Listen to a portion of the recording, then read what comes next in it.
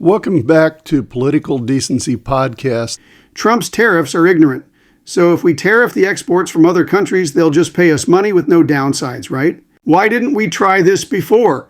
Because that's not how tariffs work. And we have tried this before, and it might have caused the Great Depression. It's true that tariffs were used to fund the U.S. government from its inception until the early 1900s. This meant there were no income taxes on U.S. citizens and corporations. But before getting into all that, what are tariffs? The Center-Right Tax Foundation defines tariffs as taxes imposed by one country on goods imported from another country. Tariffs are effectively a tax on consumer goods paid by you and me and every other person who wants to buy stuff. In the early days of the Republic, we funded the government with tariffs on imports, along with excise taxes on sinful products, like alcohol and tobacco. That worked out more or less okay for about the first 100 years, especially for wealthy industrialists or the so-called robber barons, who paid basically nothing to Uncle Sam. That is until the economic collapse of 1893, or referred to in history books as the Panic of 1893. That's when wheat prices crashed and an overexpansion of silver mines and railroads led to an economic bubble that burst, and even though the Great Depression of 1929 hadn't happened yet, the Panic of 1893 ushered in the greatest depression that the country had ever seen, with unemployment rocketing to almost 20%. Imports dried up overnight, and no one had any money for alcohol and tobacco, which meant the government had to go find some other source of funding. As a result of the Panic of 1893, Congress spent the next 20 years struggling to fund the government.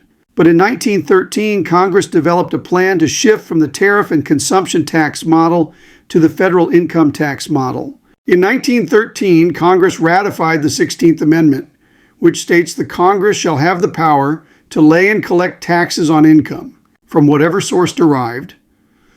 This allowed for a stable funding mechanism that was no longer tethered to the extreme ups and downs of the economy and was more fair. Here's why an income tax model is more, shall we say, fair.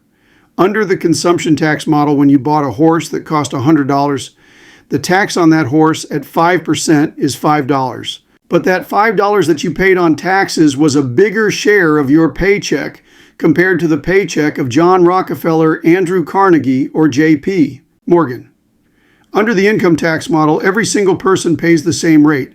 For example, if the income tax in 1913 was 7% of your income, let's say $1,000, you paid $70 in taxes. But for Rockefeller, Carnegie, and Morgan, they paid 20% of their income in taxes. Let's say $100 million, they paid $7 million in taxes. Interestingly, the 16th Amendment and subsequent Revenue Act of 1913 was upheld by the Supreme Court in 1916 in the case of Brushaber v. Union Pacific Railroad Coders, which is the company I retired from.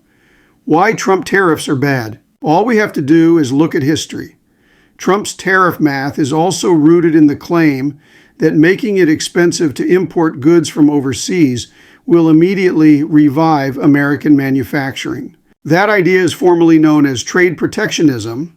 That is protecting local industries by making it more difficult or expensive to import or goods from foreign competitors. That was the rationale behind the infamous Smoot-Hawley Tariff Act of 1930, so named for Republican Senators Reed Smoot and Willis Hawley, and signed into law by Republican President Herbert Hoover, despite a petition from more than 1,000 economists warning him that it would blow up the U.S. economy. The Hawley-Smoot Tariff Act law was imposed with its punishing tariffs of up to 59% on imported goods in an effort to protect American agriculture and industry. The tariffs are widely blamed for exacerbating the Great Depression, and they failed to curb unemployment, which continued to rise and remained high until the country entered World War II.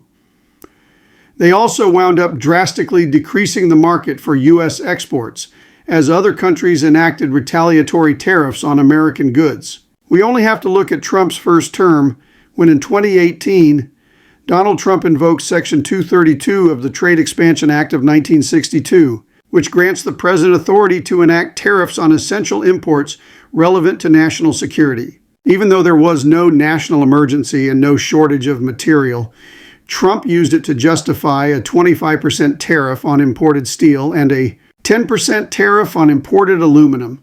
The European Union, which is also our stalwart ally, announced tariffs on $3 billion of American exports, including Harley-Davidson motorcycles. The import duty on Harleys headed for the EU rocketed from 6% to 31%, massively cutting into the company's profit margin as the Europeans opted to buy their bikes from someone other than the U.S. The Peterson Institute for International Economics said you could not find a better case study than this episode of how the Trump administration's trade policy weakens American export competitiveness. Trump's steel tariffs in 2018 failed to bring back steel jobs.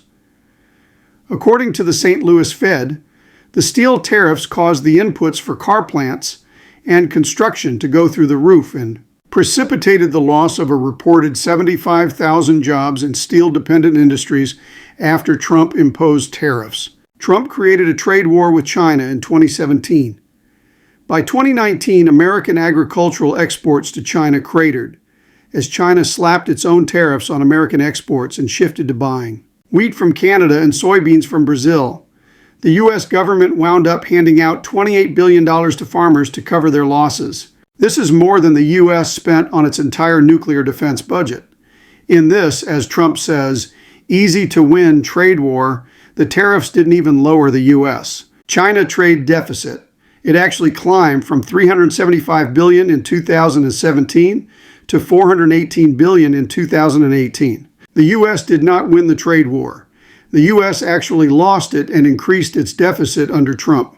All of which is to say that Trump can promise all he wants that he'll easily bring back U.S. jobs by piling tariffs on China, but his own track record says otherwise. We thank you for taking the time to listen to our Political Decency Project podcast. Please stay tuned for more episodes of Political Decency Project. This episode of Political Decency Project podcast is brought to you by VeteransAgainstFascism.com. VAF is a group of veterans whose mission is to defeat fascism and fascist politicians in the United States of America. Email them at info@veteransagainstfascism.com. Help us in our mission. Donate today by going to VeteransAgainstFascism.com. Support U.S.